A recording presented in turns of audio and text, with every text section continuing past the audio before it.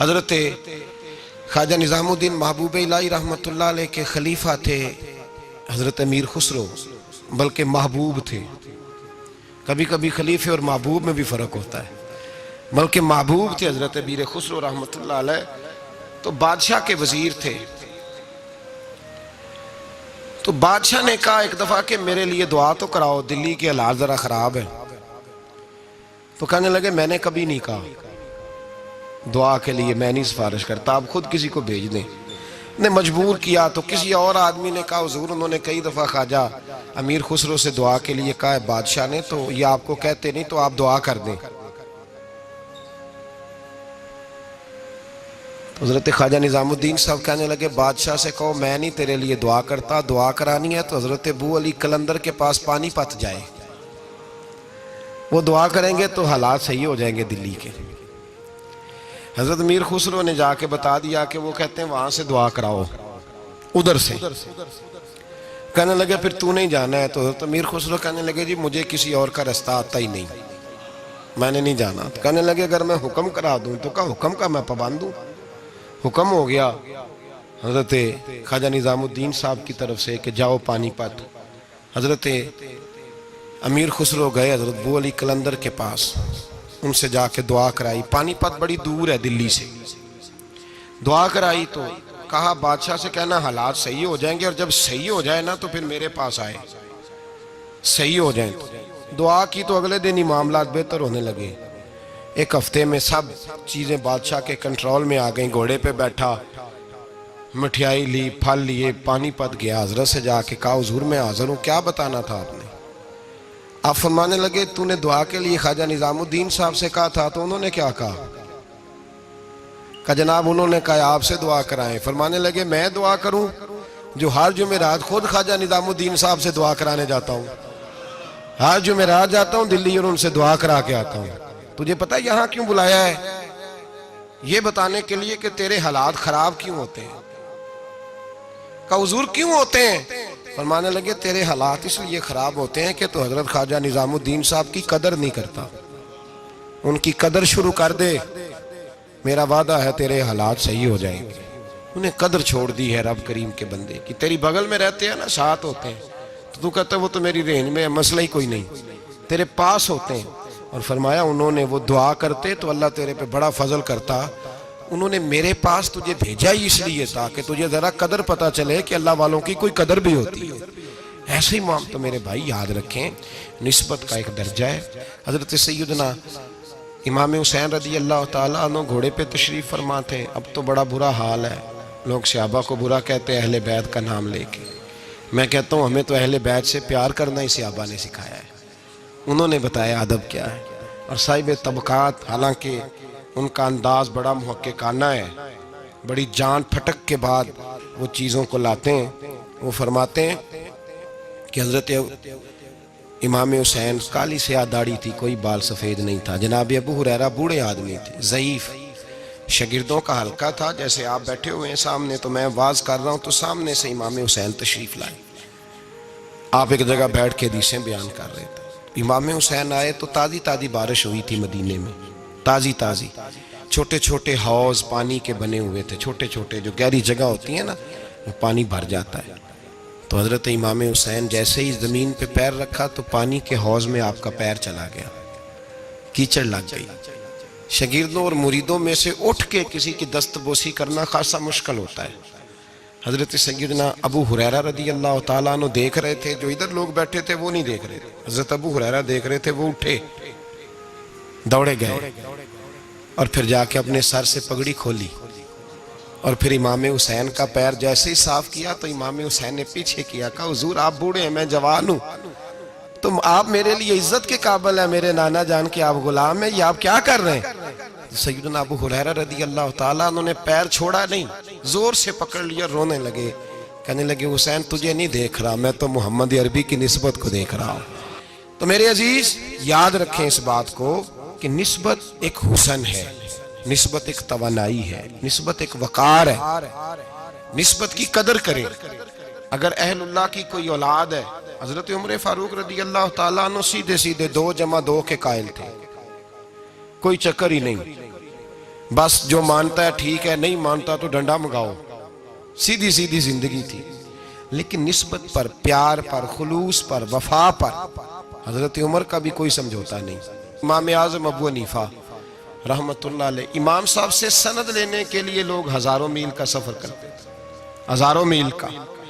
اب تو primary teacher بیچارہ جا رہا ہو نا سائیکل پہ، تو اس کا شاگرد لینڈ کروزر پہ گزرتا ہے تو کئی دفعہ استاد پہ دھواں چھوڑ جاتی ہے اس کی گاڑی، اسے پتہ ہی نہیں کہ کتنی قدر والے معاملات ہیں یہ۔ حضرت سیدنا امام اعظم، لاکھوں لوگ، کروڑوں لوگ آج بھی ان کی تقلید کرتے ہیں۔ امام صاحب کا قول دنیا میں حجت کے طور پہ مانا جاتا ہے۔ آپ کے شاگرد کہتے ہیں ایک باغ میں بیٹھ کر ہم کچھ لکھ رہے تھے، بہت ساری کتابیں بکھری ہوئی ہیں چاروں جانب۔ جب آدمی تحریر کرتا ہے نا، جو مصنف کتابیں لکھنے والے ہیں، وہ دنگل کا سما ہوتا ہے، ادھر چیز بکھری ہے، کوئی ادھر چیز بکھری ہے، بڑے ان کے معاملات سخت ہو جاتے ہیں۔ تو کہتے ہیں کہ بڑا بکھرا ہوا سامان تھا، ہم ایک باغ میں بیٹھے تھے، کھلی فضا میں کام ہو رہا تھا، تو بعضوں کا شاگرد بھی بٹھائے جاتے ہیں، حوالے ڈھونڈو تو بخاری دیکھ، تو مسلم دیکھ، بٹھائے جاتے ہیں ساتھ، شاگرد بھی بیٹھے ہوئے تھے۔ تو کہتے ہیں بچے باہر گیند سے کھیل رہے، ایک گیند آ گئی باغ میں، ایک چھوٹا سا بچہ گیند لینے آیا تو امام صاحب اٹھ کے کھڑے ہو گئے، بچہ گیند لے کے چلا گیا۔ اب بچے کھیلتے ہیں تو کتنی دفعہ گیند آئے گی، پھر دوبارہ وہ گیند آ گئی، وہی بچہ پھر آیا، شاید اس کی ڈیوٹی یہ تھی۔ وہ جب دوبارہ آیا تو امام اعظم پھر کھڑے ہو گئے، وہ تیسری دفعہ آیا تو امام صاحب پھر کھڑے ہو گئے۔ اب شاگرد بیچارے اکتا گئے کہ ہم اتنی مشکل سے نوٹ سیدھے کرتے ہیں، بابا اٹھتا ہے تو کتابیں پھر بکھر جاتی۔ 3-4 دفعہ ہوا تو ایک شاگرد کہنے لگے حضور بس بھی کریں گے تو 100 دفعہ آئے گا، تو آپ بوڑھے آدمی ہیں، گھٹنوں میں درد بھی، آپ 100 دفعہ کھڑے ہوں گے؟ تو امام صاحب فرمانے لگے یہ 1000 دفعہ بھی آیا تو میں 1000 دفعہ کھڑا ہو جاؤں گا۔ کہا کیوں؟ فرمانے لگے اس لیے کہ یہ میرے استاد کا پوتا ہے، یہ میرے استاد کا، یہ ان کا پوتا ہے، تو میں نے وہاں سے خیر لی ہے، میں ان کی نسلوں کی بھی تابعداری کروں گا، وہ جتنی دفعہ آئیں گے میں اٹھ کے۔ یہ بے مروت سا زمانہ ہے، بے کیف سا، اس میں خشکی ہی خشکی پائی جاتی ہے۔ وہ لوگ جو بیٹھے ہیں دروازوں پر، دیکھیں نا نبی پاک صلی اللہ علیہ وسلم نے یہ نہیں فرمایا کہ میری فاطمہ کی بڑی فضیلت ہے، یہ تہجد گزار ہے۔ حضرت بی بی صاحبہ کے لیے یہ لفظ میرے نبی پاک صلی اللہ علیہ وسلم نے کہیں نہیں بیان فرمایا کہ میری بیٹی قائم اللائل ہے، صائم الدہر ہے، یہ بہت بڑی عالمہ ہے، یہ آپ کو نہیں ملیں گی۔ حضور نے فرمایا بس میری بیٹی ہے، الفاطمہ تو بدعت، اس کا کمال یہ ہے کہ یہ میری اور تمہارے لیے اتنا کافی نہیں کہ محمد عربی کی بیٹی ہے صلی اللہ علیہ وسلم۔ فرمایا جس نے اس سے پیار کیا اس نے مجھ سے پیار کیا، جس نے اس سے بغض رکھا اس نے مجھ سے بغض رکھا۔ تو شرف نسبت یہ صوفیاء نے کوئی گھڑ نہیں لیا نظریہ، یہ قرآن کا، حدیث کا، صحابہ کا بتایا ہوا معاملہ ہے۔ قدر ایک قیمتی چیز کا نام ہے، قدر والا فیض یاب ہوتا ہے، اور جو بے قدر ہوتا ہے نا اس کا فیض سلب ہو جاتا ہے۔ جس نے سمجھ لیا نا کہ فلاں چیز میری رینج میں ہے، میں جب چاہوں جیسا چاہوں ویسا ہو جائے گا، وہ گیا۔ اور جس نے کہا نا نہیں میں تو سال کے راہ ہوں، اس کی مہربانی توجہ کر دیتا ہوں، وہ بچ گیا۔ اللہ قرآن مجید میں فرماتے ہیں کہ تم اپنے رب کا ادراک نہیں کر سکتے، تم اسے قید کر سکتے، سوچوں میں آنکھوں میں وہ قید ہو سکتا، اسے مانتے جاؤ، اس کا قرب تلاش کرتے جاؤ، اس کے رستوں پہ چلتے جاؤ، اسے قابو کرنے کی کوشش نہ کرنا۔ یہ جو قابو والا معاملہ ہے نا یہ ٹھیک نہیں، قدر کرنے والے بچ جاتے ہیں، قدر والا فیض یاب ہوتا ہے، بے قدر نقصان اٹھاتا ہے، یاد رکھیں۔ قرآن مجید فرقان حمید 15واں پارہ، اس کا آخری حصہ 16ویں پارے کا ابتدائی حصہ، ایک بڑا مشہور واقعہ ہے جناب خضر علیہ السلام اور حضرت موسیٰ علیہ السلام کا، بڑا معروف ہے۔ کسی وقت میں چاہتا ہوں کہ وہ سارا واقعہ تفصیل سے عرض کروں، اور اسی طرح کی کسی نشست میں، خاص لوگوں کی نشست میں وہ بات بھی عرض کروں گا، لیکن ایک بات ان میں سے یہ تھی کہ حضرت خضر علیہ السلام نے جناب موسیٰ علیہ السلام سے کہا تھا کہ آپ میرے ساتھ صبر نہیں کر سکیں گے، جو میں کر رہا ہوں گا آپ نے اس طرح کرنا ہے کہ مانتے جانا ہے، تبصرہ نہیں کرنا۔ اور یہی بڑا مشکل کام ہے، صرف مانتے جانا، یہ مشکل کام ہے۔ ایک جگہ ایسی آئی کہ جہاں گاؤں تھا، حضرت موسیٰ اور جناب خضر علیہ السلام پہنچے تو بستی کے لوگوں نے نہ پانی پوچھا، نہ کھانا دیا، نہ بیٹھنے کو چارپائی دی، لیکن حضرت خضر صبح سے شروع ہوئے اور شام تک ایک دیوار بناتے رہے۔ دیوار گر رہی تھی، اس کو سیدھا کیا، بنایا، اور جب دیوار کو بنا لیا تو حضرت موسیٰ علیہ السلام کہنے لگے اتنے خشک لوگ تھے کہ انہوں نے پانی تک نہیں پوچھا، تو آپ سارا دن کام کرتے رہے، کیا وجہ تھی؟ تو آپ نے فرمایا تمہیں کہا تھا نا تم صبر نہیں کر سکتے، تم نہیں صبر کر سکتے۔ تو فرمایا پھر بتا دیں۔ حضرت موسیٰ علیہ السلام کے سوال پر جناب خضر نے یہ جواب دیا کہ اس دیوار کے نیچے 2 یتیم بچوں کا خزانہ ہے، اگر دیوار گر جاتی، خزانہ ظاہر ہو جاتا تو لوگ وہ خزانہ اٹھا کے لے جاتے، اس لیے بنائی ہے۔ تو کہا کہ بچے ابھی تو انہوں نے کوئی نیک عمل نہیں کیا، تو یہ جو اللہ کا فضل ہو رہا ہے کس وجہ سے ہو رہا ہے؟ تو قرآن کے 2 جملے ہیں، کہا وَكَانَ أَبُوهُمَا صَالِحًا، یہ ان پر فضل اس لیے ہو رہا ہے کہ ان کا باپ نیک آدمی تھا۔ وَكَانَ أَبُوهُمَا صَالِحًا، ان کا باپ ایک وَكَانَ أَبُوهُمَا صَالِحًا، باپ ان کا نیک تھا۔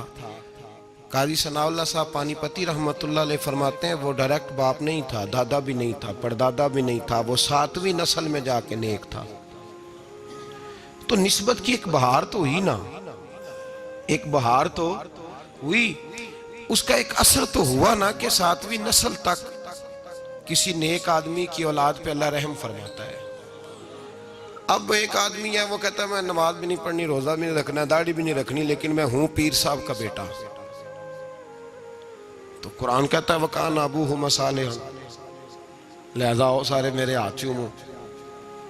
ایک بات، صرف ایک بات اس کو ذہن میں رکھیں، وہ اپنے شیخ کا، اپنے باپ کے مشن کا مخالف نہ ہو، مخالف نہ ہو، شریعت کی حد توڑنے والا نہ ہو، باقی اگر اس کے اعمال میں کوئی کمی بھی ہوگی تو ہمیں اس کی عزت کرنے کا حکم ہے، ہمیں اس کی عزت کرنے کا۔ حضرت سیدنا نوح علیہ السلام کا بیٹا جناب نوح کے مشن کا مخالف تھا، وہ انکار کرتا تھا حضرت نوح علیہ السلام کا، تو قرآن مجید نے کہا کہ نوح یہ تیرا بیٹا ہی نہیں۔ تو ایسے آدمی کی عزت کرنا ہمارے لیے بہتر، یہ افراط و تفرید ہے۔ کچھ لوگ کہتے ہیں جی پیر صاحب کا بیٹا ہوگا تو گھر ہوگا، اگر اس کے اندر زیادہ خوبی پائی جاتی ہے تو ہم اپنے شیخ کی وجہ سے، اپنے استاد کی وجہ سے، کیونکہ نسبتوں سے نسبتیں ہوتی ہیں نا، نسبتوں سے نبی پاک صلی اللہ علیہ وسلم نے فرمایا تیری ساس اور تیرا سسر تیرے ماں باپ ہیں، کس کی وجہ سے؟ جی بیوی کی وجہ سے۔ کس کی وجہ سے؟ چاہے ان کے ساتھ ایک رات انسان ایک مکان میں ایک رات بھی نہ گزری ہو، چاہے ایک دن بھی کھانے پہ کٹھے نہ ہوئے ہوں کوئی، تو کس وجہ سے ماں باپ ہو گئے؟ یعنی نسبت کی وجہ سے۔ نسبت اس کا ایک اثر ہے، اس کی ایک حیثیت ہے دین میں، نسبت کا احترام کیا جائے گا، نسبت کا ادب کیا جائے گا۔ نسبت سے اعلیٰ حضرت فاضل بریلوی رحمت اللہ تعالیٰ علیہ سے کسی نے مسئلہ پوچھا کہ جناب مسجد کی کوئی چیز ہے تو اگر ہم وہ بیچیں، فالتو ہو گئی یا اضافی ہے تو بیچ سکتے ہیں؟ تو اعلیٰ حضرت نے فرمایا بیچ تو سکتے ہو، پر شرط یہ ہے کہ جس کو بیچو اس کو کہو کہ کسی غلط جگہ اور تو ناپاک جگہ استعمال نہیں کرے گا، مسجد کی چیز ہے پاک جگہ استعمال کرے گا۔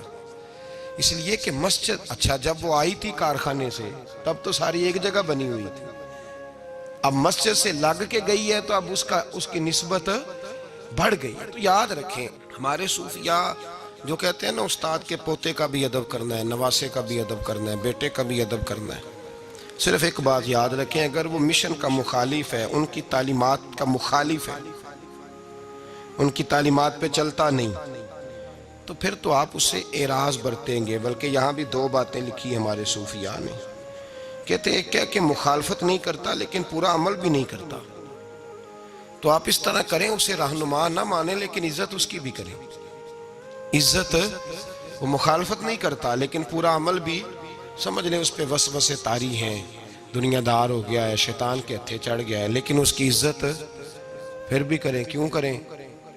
تو پیر سید مراتب علی شاہ صاحب رحمت اللہ علیہ سے میں نے پوچھا، میں نے کہا شاہ جی کیوں کریں؟ جب وہ اور کسی چکر میں پڑ گیا ہے چلیں اپنے بزرگوں کی مخالفت تو نہیں کر رہا لیکن پوری تابعداری بھی نہیں کر رہا، تو بزرگوں کی باتیں بڑی ہوتی ہیں۔ استاد گرامی حضرت شاہ صاحب رحمۃ اللہ علیہ فرمانے لگے بھائی قرآن مجید کا صفحہ اگر کبھی کیچڑ میں لگ جائے نا، اس کو کیچڑ، تو اس پہ پیر رکھ کے نہیں گزرنا چاہیے، سمجھنا چاہیے حالات ایسے پیدا ہو گئے کہ کیچڑ لگ گیا ہے، اس کا حق یہی بنتا ہے کہ اسے اٹھایا بھی جائے، دھویا بھی جائے اور اونچی جگہ پہ رکھا بھی جائے، اس کا ادب کیا جائے۔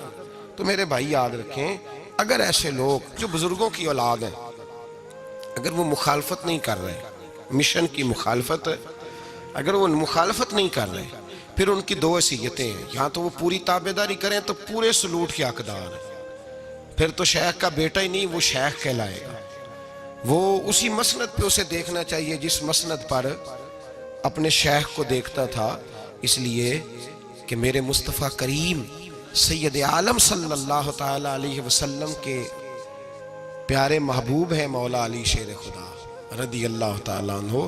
تو حضرت علی نے اپنے بعد ڈائریکٹ اپنے بیٹے کو خلافت دی، امام حسن کو بٹھایا۔ تو لوگ کہتے ہیں کہ جس وقت امام حسن امور خلافت چلانے کے لیے بیٹھے 6 مہینے خلافت فرمائی ہے امام حسن نے بھی، تو فرماتے ہیں جب وہ بولتے تھے تو لگتا تھا اپنا انداز بھول گئے ہیں، مولا علی کا اپنا لیا ہے، ان کا اٹھنا بیٹھنا چلنا پھرنا بالکل عین حضرت شیر خدا کی طرح تھا۔ تو اگر تو وہ مشن پہ چل رہا ہے تو اس نظر سے دیکھیں، اور اگر نہیں بھی چل رہا، مخالفت نہیں کر رہا، تو پھر بھی وہ قابل احترام اور اس کا احترام کیا جائے۔